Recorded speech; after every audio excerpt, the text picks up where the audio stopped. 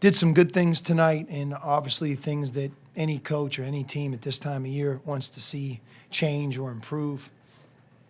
The one constant for us is Ryan Anderson. He played in tonight's game like he's practiced all year. I've mentioned the gold jersey, which is given to the player each week statistically in anything live. The most rebounds, the most points, negatives, turnovers, fouls. And he's won the gold jersey 6 consecutive weeks. And we've never had a player dominate the action like that. Now, in fairness, Caleb hasn't been with us for a majority of this period of time, and Caleb's another guy who is difficult to deal with in practice. But I think it says a lot about what we expect from Ryan and where his game is. He's worked hard the last year with Chris Rounds, our strength coach, and worked really hard this summer. And you could see from his physicalness, his body's changed. He's got a lot less body fat, stronger, and he's really a very, very good player, and hands down our best player every day. And it was great to see him come out here tonight. Matter of fact, I don't even think he got off to a very good start. I was surprised, but eventually he settled in.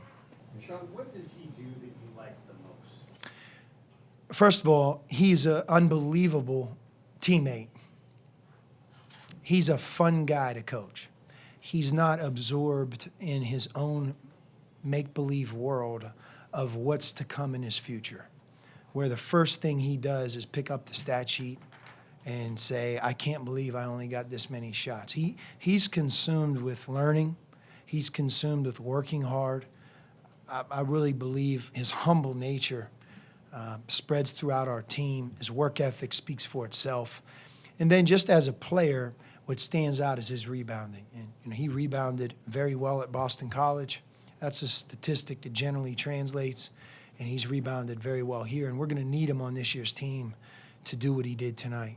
He reminds me of Nick Johnson. He reminds me of an Aaron Gordon, and that kind of their makeup of really being consumed with having a team that cares about each other. He's fostered a lot of things this summer. If you ask some of our freshmen who reached out to them the most when they first got here, they'll tell you it's Ryan.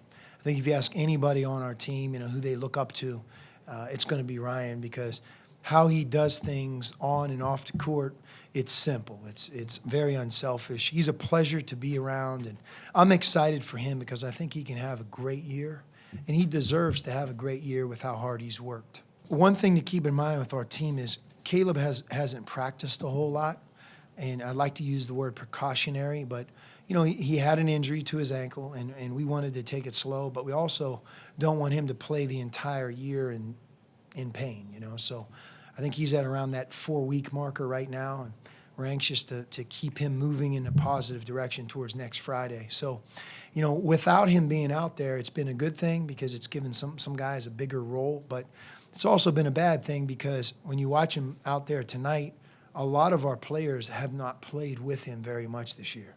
So he's different because of how physical he is and his size. So I think some of the chemistry and it looking smooth on offense and defense, like we played against the zone and we had a couple turnovers where they put him in a bad position.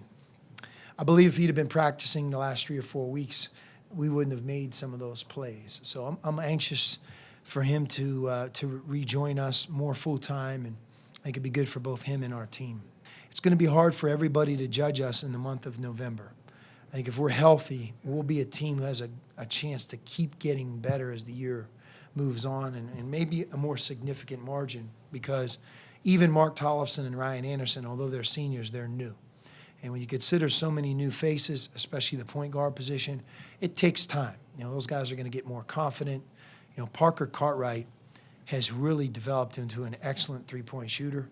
He hasn't shown that yet, but it's just a matter of time where you're going to be able to see that.